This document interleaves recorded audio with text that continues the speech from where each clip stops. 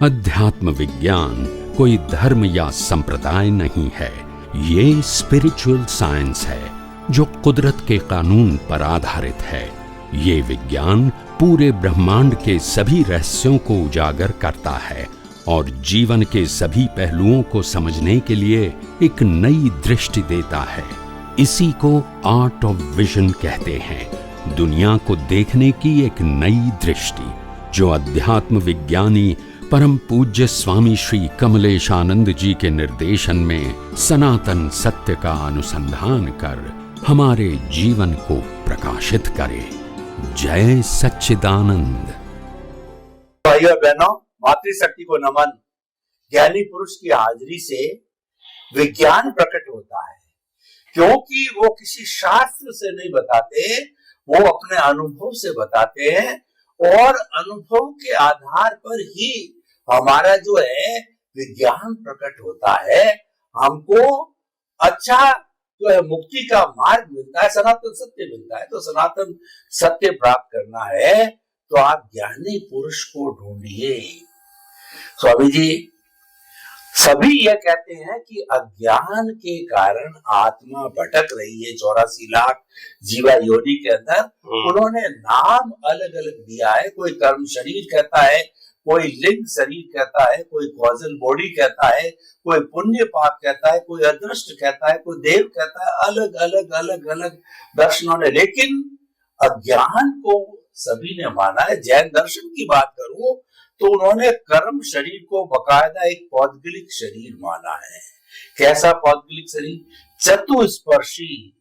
उसके अंदर 8 में से 4 स्पर्श होते हैं और विज्ञान की भाषा में वो मासलेस पार्टिकल होता है, उसका कोई वजन नहीं होता है। इसी कारण से आत्मा को उसका भार महसूस नहीं होगा। अगर वजन होता तो वह जन्म जन्मा टनों बंद हो जाता है। ये शरीर जो इतना ढो भी नहीं पाता, वो मासलेस पार्टिकल है, यानी बकायदा उसका एक एक परमाणु की कैलकुलेशन है कि 8 जो है मूल प्रकृतियां है, 148 उत्तर प्रकृतियां, उसके कई कई कई डिवीजन है। उसका प्रकृति स्थिति प्रदेश लंबा एक जो कहना चाहिए कर्म ग्रंथ का एक लंबा है, जिसमें सैकड़ों सैकड़ों वॉल्यूम है। तो मैं आपसे ये जानना चाहता हूं कि अध्यात्म विज्ञान जो है इस कर्म शरीर को या अज्ञानता को फिजिकल मानता है या किस रूप में मानता है, ये दृष्टिकोण भी अपने आप को समझना पड़ेगा। और वो तो क्लियर मानते हैं कि जितना जितना निर्जरा होती रहती है उतने उतने कर्म आत्मा से अलग होते गए, और अगर वापस प्रवृत्ति करी तो फिर जुड़ते गए, प्लस माइनस होते होते जन्म जन्मांतर में चलता रहता है और जो है ये भारी हल्का होता रहता है। तो अध्यात्म विज्ञान के अंदर वो अज्ञानता किस रूप में मानी गई है, फिजिकल रूप में या कोई और रूप में, ये जानना बहुत जरूरी है। उसका थोड़ा कृपया विश्लेषण कीजिए। कितना सरल मगर गहन सब्जेक्ट है अज्ञान की परिभाषा। जैन आगम में लिखा है, राग द्वेष और अज्ञान को मिटाओ। वेदांत में कहा है, मद विक्षेप और अज्ञान को मिटाओ। सभी लोगों ने अज्ञान तो कॉमन कहा है, और अज्ञान का मतलब होता है विशेष ज्ञान। विशेष का मतलब होता है आत्मा के अलावा का ज्ञान। जो ज्ञान जीवन चलाने के लिए और जन्म मरण प्राप्त करने के लिए होता है, इसका एक नाम है अज्ञान। चारों गति में घूमने का ज्ञान होता है, उसको कहते हैं अज्ञान। कर्म बंद करने का ज्ञान होता है, उसका नाम है अज्ञान। सनातन सत्य को न जानना और रिलेटिव सत्य को ही ओनली सनातन सत्य के रूप में मानना, उसी का नाम है अज्ञान। प्रकृति और प्रकृति के द्वारा होती हुई क्रियाओं को, प्रकृति को प्राप्त हुई अवस्थाओं को और प्रकृति को प्राप्त होते भुगतान को मालिकी भाव, कर्ता भाव और भोक्ता भाव से मानना, उसका नाम है अज्ञान। और प्रकृति ही मैं हूं, वो मानना, वो भी है अज्ञान। और प्रकृति से जुड़ा हुआ जन्म, जीवन, मृत्यु भी मेरा है, या तो बचपन, युवानी, बुढ़ापा मेरा है, ये मानना, उसका नाम भी है अज्ञान। यानी ये सब अज्ञान की परिभाषा है। तो अज्ञान हमेशा अवस्था के रूप में नहीं है, अज्ञान हमेशा दृष्टि के रूप में है। अगर अज्ञान अवस्था के रूप में होता तो कोई व्यक्ति मोक्ष में जाएंगी ही नहीं, क्योंकि लास्ट बर्थ में भी तो जीवन है। मगर अज्ञान हमेशा ज्ञान दर्शन के रूप में होता है, वो फिजिकल फॉर्म में नहीं होता है। फिजिकल फॉर्म में जो कुछ भी होता है, ये सब तत्व और कानून से बनी हुई अवस्था है, और वो कुदरती रचना है। इसमें ज्ञान अज्ञान नहीं है, मगर ये साइंटिफिक प्रोसेस है। मगर इसको किस एंगल से आपके ज्ञान दर्शन से मानते हैं, वहां ज्ञान अज्ञान समाया हुआ है।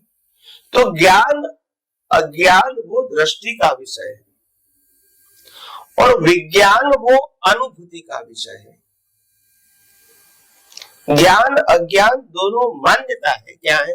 मान्यता। और विज्ञान फैक्ट है, यूनिवर्सल है। मान्यता परिवर्तित हो सकती है, विज्ञान परिवर्तित नहीं होता है। तो विज्ञान को जानना समझना वो सनातन सत्य है, और वो ज्ञान अज्ञान रूपी अज्ञान को मिटाने के लिए है, जिससे जन्म मरण और पाप पुण्य बनता है। तो दुनिया के लोग एक एंगल से महापुरुष, खास करके साधु और सन्यासी, त्याग को ही त्यागना ही मुक्ति का मार्ग मानते हैं। तो आध्यात्म विज्ञान तो बिल्कुल क्लियर कहता है, जब इस दुनिया में तुम्हारा कुछ है नहीं तो क्या त्यागोगे? कुदरत का था है, और नहीं त्यागोगे तो भी कुदरत के पास ही रहेगा, शरीर भी और इनकी राख भी। इसमें क्या त्यागने का है? वो जब भी त्यागोगे। तो त्यागना है तो अज्ञान को त्याग करो, जिसकी वजह से जो तुम और तुम्हारा नहीं है, उसको तुम और तुम्हारा मानते हो, वो अज्ञान को त्यागो। और अज्ञान को त्यागने के लिए विज्ञान की जरूरत है। और विज्ञान का जब ज्ञान होगा, धीरे धीरे अज्ञान चला जाएगा, और पूरा विज्ञान समझ में आ जाएगा, तो अज्ञान क्या हो जाएगा? जीरो हो जाएगा। फिर ज्ञान अज्ञान दोनों रहेगा नहीं। और विज्ञान है वो कुदरती रचना है, और आप आत्मा के रूप में विज्ञान गण है, जिसकी हाजिरी में ये अवस्थाएं साइंटिफिकली बनती रहती है। और केवल ज्ञान में सब कुछ प्रोसेस दिखती है, सब कुछ लॉ दिखता है। और जब केवल ज्ञान नहीं है, तो केवल दर्शन में खाली लॉ समझ में आता है, दिखता नहीं है। तो ये सिंपल बात है। तो कहने का मतलब, आज तक हमने कई सालों से, कई सदियों से इस आध्यात्म को साइंटिफिक वैज्ञानिक दृष्टिकोण से समझने की कोशिश ही नहीं किया, समझाने वाले भी नहीं है। हाँ, और सांसारिक मार्ग और त्याग के मार्ग को समझने की ही कोशिश किया। उसके ऊपर विज्ञान है, वो समझने की कोशिश नहीं की। चलो भी संसार से थक गए, कंटाल गए, साधन संपत्ति संबंधों से, तो त्याग ले लो और शास्त्र का पठन करो, धार्मिक क्रिया करते रहो, सब छोड़ते रहो, ये बताया, ताकि जो मालिकी भाव का जो बंधन है और परिवार की जिम्मेदारी है, वो आपको नहीं उठानी पड़ेगी। और आपकी जरूरत है वो समाज पूरी करेगा, क्योंकि आप त्यागी हो। तो ये एक व्यवस्था का हिस्सा है, त्यागी और भोगी। केवली भगवंतों ने, तीर्थंकर भगवंतों ने बताया कि इस ब्रह्मांड में दो ही प्रकार के जीव हैं। कितने? दो। हाँ। त्यागी भोगी। एक मुक्त है और दूसरा संसारी है। मुक्त है, उनको शरीर नहीं, और दूसरा कौन सा है? संसारी। और संसारी का दो हिस्सा, त्यागी और भोगी, मगर दोनों संसारी है। दोनों में से एक के मुक्त नहीं है। भगवान देखने वाला मुक्त। तो मुक्त जो है वो त्यागी और भोगी नहीं है, और त्यागी भोगी है, वो मुक्त नहीं है, वो पाप पुण्य वाला हो सकता है। तो ये एक जो रहस्य है, जो हमको एक थिंकर पीपल के रूप में, एक विचारक के रूप में, रहस्य के रूप में, सनातन सत्य के रूप में समझना चाहिए, वो हमने आपके सामने बताने की या पेश करने की कोशिश किया। हो सकता है इस ज्ञान से आपका भी ज्ञान दर्शन वर्धमान हुए, आप भी दिन ब दिन अज्ञान को मिटाए और विज्ञान की अनुभूति करके मुक्तता की अनुभूति करें। यही मेरी आप सबको शुभकामना। स्वामी जी, आपका बहुत बहुत धन्यवाद। आपने बताया कि अज्ञान है वो फिजिकल हो ही नहीं सकता। जो फिजिकल होगा वो तो अवस्था मात्र होता है, वो वर्ण गंध रस स्पर्श से जुड़ा हुआ होता है, और अज्ञान तो मान्यता से जुड़ा हुआ है। आपकी जो भ्रांत मान्यता है वो अज्ञान है, और आपकी जो मान्यता शाश्वत है, सनातन है, चेतन से जुड़ी हुई मान्यता है, वो आपका विज्ञान है, वही मुक्ति का मार्ग है। इसीलिए जो समस्त, अगर सारे जितने भी जो धार्मिक ग्रंथ है, धार्मिक जो संप्रदाय है, उन सब की बातों को समाहित करें तो हम कहना चाहेंगे कि भ्रांत मान्यता को तोड़िए, अज्ञानता को तोड़िए, और ज्ञान अज्ञान दोनों रिलेटिव है। जब अज्ञान और ज्ञान दोनों को विज्ञान से तोड़ देंगे तभी आपको अपने मुक्तता की अनुभूति होगी। और एक बड़ी बात आपने बहुत ही सुंदर कही कि त्याग त्याग त्याग करते हो जब आपका कुछ है ही नहीं। सब कुछ कुदरत का है तो आप त्यागोगे क्या? कोई चीज आपकी खुद की नहीं है, आपकी स्वयं की तो आपकी आत्मा है, उसका अनुभव करो। उसके ऊपर कुदरत का कानून भी नहीं चलता। तो बहुत सुंदर बात है स्वामी जी, इससे सनातन सत्य बहुत ही पुष्ट होता है। आपके प्रति बहुत बहुत कृतज्ञता और धन्यवाद। स्वामी जी, कर्मों की बात चलते चलते हम इसी विषय को यहाँ रखते हैं। तो जो है द्रव्य कर्म, भाव कर्म और नौ कर्म, ये तीन कैटेगरी बताई गई है जैन दर्शन के अंदर। आप तो उसको अज्ञानता के रूप में कहते हैं, एक ही बात है, लेकिन जो इसका किया दिखा गया है, तो किस तरीके से जो भाव कर्म है, द्रव्य कर्म बनता है और नौ कर्म बनता है, ये आप भी मानते हैं। तो कृपया इसका जो समय आना की थोड़ा ही बचा है, लेकिन जितना बचा है द्रव्य कर्म, भाव कर्म और नौ कर्म के ऊपर प्रकाश डालिए। पूरा नहीं हुआ तो अगले एपिसोड में मैं इसको लूंगा, क्योंकि ये बड़ा विषय है। इसको अगले में प्रतिष्ठित आत्मा से भी जोड़ेंगे, पूरा प्रोसेसिंग है, प्रोसेसिंग फैक्ट्री में भी जाएंगे। तो कृपया द्रव्य कर्म, भाव कर्म, नौ कर्म, आप इसको परिभाषित करते हुए आगे बढ़ाइए। धन्यवाद प्रश्न के लिए। सबसे बड़ी बात यह है कि भाव कर्म, द्रव्य कर्म, नौ कर्म, वो ये अज्ञान के तीन अवस्थाएं हैं, और तीन अवस्थाओं का तीन स्वरूप है, जिसका रूट है भाव कर्म। तो भाव कर्म, द्रव्य कर्म और नौ कर्म। भाव कर्म क्या है? भाव कर्म वो कर्म बांधने की प्रक्रिया का नाम है, चार्ज करने की प्रक्रिया। हाँ, कर्म को चार्ज करने की, कर्म बनाने की प्रक्रिया का नाम है भाव कर्म। वो कर्म है, और वो कर्म जो है, भाव कर्म जो है, वो नॉन फिजिकल और इनविजिबल है, वो विजिबल और फिजिबल नहीं है। और भाव कर्म बेसिकली इंटेंशन से बनता है, थॉट स्पीच एक्शन से नहीं बनता है। और इंटेंशन आपका वर्तमान ज्ञान दर्शन का उपयोग से बनता है। इंटेंशन ज्ञान दर्शन वो आपका स्टॉक है, डेवलपमेंट है। इसका जितना यूज करोगे इससे इंटेंशन बनेगा, इससे कर्म बंध की प्रक्रिया शुरू होगी। तो कर्म बांधने की प्रक्रिया को भाव कर्म कहते हैं। ये एक प्रोसेस है, हर इंसान के अंदर चलती ही रहती है। ये कंटिन्यूअस प्रक्रिया है। कैसी है? कंटिन्यूअस। एवरी बर्थ में भाव कर्म की प्रक्रिया चालू ही होती है, एक्सेप्ट द लास्ट बर्थ। तो ये कर्म बांधने की जो प्रक्रिया है इसको भाव कर्म कहते हैं। एक कर्म को कर्म करते कहते हैं और पूरे लाइफ के बंच ऑफ कर्म को कॉजल बॉडी कहते हैं, कारण शरीर।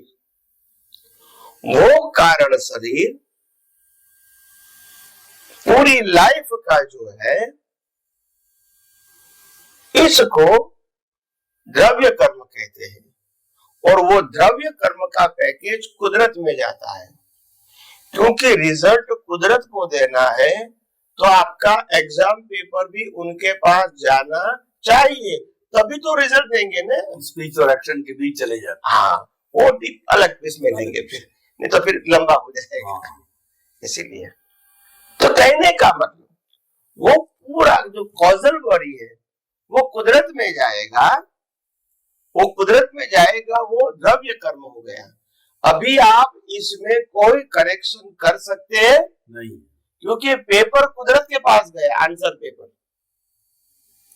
अभी वो पेपर जो कुदरत के पास गया, इसका ऑन द स्पॉट प्रोसेसिंग और स्कैनिंग होके आपका कर्म के मुताबिक जन्म कहाँ होगा ये डिसीजन मोमेंट में आ जाता है और आपका रीबर्थ माता के गर्भ में या तो आपकी गति में शुरू हो जाता है। तो कहने का मतलब है जब जन्म शुरू हुआ तब से आपका नो कर्म शुरू हुआ। नो कर्म का मतलब होता है मन वचन काया की क्रिया होती है फिर भी कर्म नहीं है, कर्म फल है। इसीलिए नो कर्म यानी कर्म नहीं है, वो कर्म फल है, मगर हम इसको कर्म मानते हैं। वास्तव में वो नो कर्म है। क्रिया होती है विचार की, जबान की और फिजिकल से, तो क्रिया होती है मगर क्रिया कर्म नहीं है, वो क्रिया कर्म फल है। तो इसको नो कर्म बोला, यानी क्रिया होते हुए भी कर्म नहीं है। तो ये जो तीन प्रकार की जो अवस्थाएं है, भाव कर्म, द्रव्य कर्म, नो कर्म, इसको अगर स्थूल भाषा में संक्षिप्त में थोड़े शब्दों में बताना है तो भाव कर्म का मतलब होता है कर्म बांधने की प्रक्रिया, द्रव्य कर्म का मतलब टोटल लाइफ के कर्म का स्टॉक, और नो कर्म का मतलब होता है एक एक करके कर्मों की भुगतान की प्रोसेस, डिस्चार्ज। वो नो कर्म है। नो कर्म यानी भाव कर्म, द्रव्य कर्म, नो कर्म इसी प्रकार से काम करते रहते हैं, मगर वो अज्ञानता के आधार से बने हुए कर्म की तीन अवस्था है। तो आइए हम आध्यात्म विज्ञान में और आगे विज्ञान जानने की कोशिश करेंगे। स्वामी जी आपका बहुत बहुत धन्यवाद। भाव कर्म, कर्म बांधने की प्रक्रिया, और द्रव्य कर्म जितने जितना कॉजल बॉडी को इकट्ठा किया है उसका पूरा स्टॉक है वो द्रव्य कर्म है, और जो भुगतान के रूप में आ जाता है, डिस्चार्ज के रूप में आ जाता है, कर्म फल के रूप में आ जाता है, वो कर्म नहीं रहता है क्योंकि वो फल देना चालू हो जाता है। तो इसी जैसे कि गीता में भी कहा गया है कि क्रियमाण और संचित और जो है वो तीसरा जो है कर्म फल, उसी तरीके से तीनों आपस में जुड़े हुए हैं और सभी धर्म इस बात को मानते हैं। तो इसलिए आपने बहुत सुंदर व्याख्या की, भाव कर्म, द्रव्य कर्म, नौ कर्म, इसको हम समझ लेते हैं तो पूरा स्पष्टीकरण हो जाता है और धीरे धीरे इसको इरेज करके सारे अज्ञान को हम सनातन सत्य को प्राप्त कर सकते हैं। स्वामी जी आपके प्रति बहुत बहुत धन्यवाद। साधु।